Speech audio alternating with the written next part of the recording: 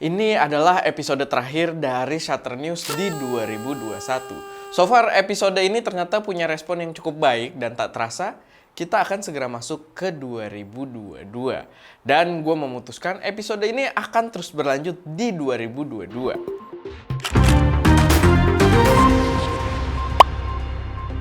Oke, informasi pertama buat yang mungkin ketinggalan, kita di ST Media akhirnya udah kesampaian buat review kamera mirrorless Sony ZV-S10. Kamera yang banyak banget kalian request reviewnya, yang stok barangnya sendiri padahal sangat luar biasa goib. Apalagi ada kabar juga dari Sony yang mensuspend produksi kamera tersebut akibat langkanya bahan pembuatan produk elektronik alias karena lagi ada chip shortage. Tapi akhirnya kesampaian juga buat kita review, so kalau kalian belum cek, silahkan cek video review dari Sony ZV-S10. Bahkan kemarin kamera tersebut juga masuk ke dalam list kamera yang gue rekomendasikan juga menjelang 2022. Jadi gue juga membuat video rekomendasi beberapa kamera yang harganya masih cukup reasonable, tapi worth it buat kalian yang mau investasi untuk membuat konten foto dan video dalam jangka waktu yang cukup panjang. Kalau belum nonton juga video yang itu, bisa langsung cek juga rekomendasi kamera dari gua. Nah, menyambung lagi soal kamera Sony, ada kabar yang sangat-sangat buruk lagi dari brand kamera mirrorless terbesar yang satu ini. Jadi setelah kemarin mereka mengumumkan akan suspend order dan produksi dari beberapa kameranya. Kayak pertama kali itu kita kasih kabar soal A72, A6400 dan A6100 buat yang versi warna hitamnya. Lalu di minggu berikutnya diumumkan kalau Sony ZV-S10 juga kena imbas dari chip shortage. Dan sekarang dikabarkan lagi kalau imbas chip shortage ini juga membuat Sony menghentikan produksi kamera A7C dan A6600. Gila. Chip shortage ini kayaknya benar-benar memojokkan Sony dan gue yakin ini sangat berpengaruh terhadap bisnis internal mereka dan para calon usernya yang udah nabung-nabung buat beli kamera tersebut. Gue sih nggak terlalu masalah dengan A6600 ya, gue nggak begitu wah, tapi A7C menurut gue itu punya market yang cukup luas buat para orang-orang yang pengen pakai kamera full frame tapi pengen kamera yang compact juga. Tapi buat gue pribadi sih, gue belum dengar kalau si A7C ini goib di Indonesia, jadi mungkin stoknya masih ada di beberapa toko di Indonesia. So buat kalian yang mau sikat, mungkin sekarang adalah saat yang tepat sebelum para toko kamera juga nonton video ini dan menaikkan harganya.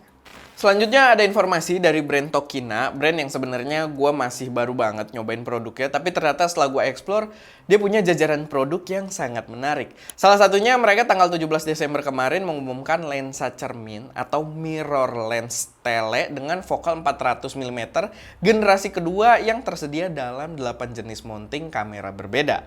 Buat yang kepo, pas kita bahas Tokina Red Dot sebelumnya, lensa yang dipakai si bapak-bapak buat birding di situ adalah lensa cermin ini.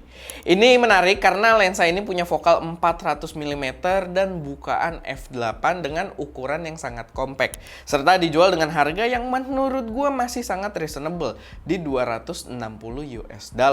Cuman ya, ini lensa manual, jadi mungkin butuh latihan ekstra buat hunting foto atau video pakai lensa ini. Tapi tetap bisa jadi solusi lensa tele yang menarik. Apalagi karena dia available di banyak mounting juga, gua rasa harusnya dia develop for full frame juga gitu, image circle-nya. Belum lagi kalau lihat hasil foto yang diberikan di peer review, kita bisa lihat hasil bokehnya itu unik banget. Ala-ala swirly bokeh gitu. Dan jujur aja gua jadi excited banget buat cobain lensa ini juga. Mungkin setelah jajaran lensa Fuji-nya selesai gua review, gua coba request ke Tokina.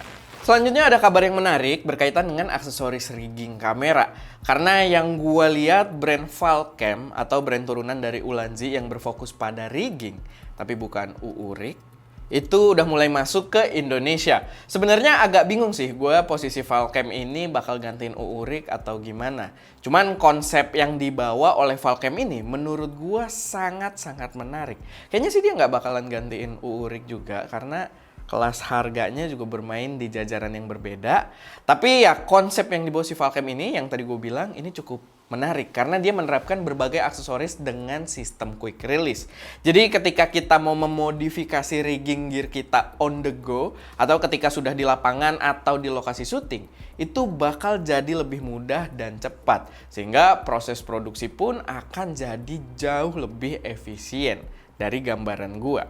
Kalau kalian kepo, beberapa aksesorisnya udah muncul di Matrix kamera. Silahkan cek aja, linknya juga kita sediain ada di deskripsi. Dan gua pribadi sangat-sangat excited buat coba. Karena rigging-rigging gini biasanya bikin kamera makin ganteng dan membuat berbagai aksesoris pendukung juga gampang buat diaplikasikan. Gimana kalau kalian? Apakah tertarik dengan si Valcam ini? Menurut gue ini menarik sih buat jadi lawannya SmileRig dan juga Tilta. Oke, paling segitu aja beberapa informasi Shutter News di akhir 2021 ini. Semoga bermanfaat dan bisa menambah wawasan kalian. Kalau ada koreksi, saran, atau pertanyaan, atau kalian punya informasi tambahan yang mungkin akan berguna buat teman-teman yang lain, silahkan taruh aja semuanya di kolom komentar. Oke, itu aja. Gua Erwin, di belakang kamera ada Ska, dan jangan lupa untuk berkarya.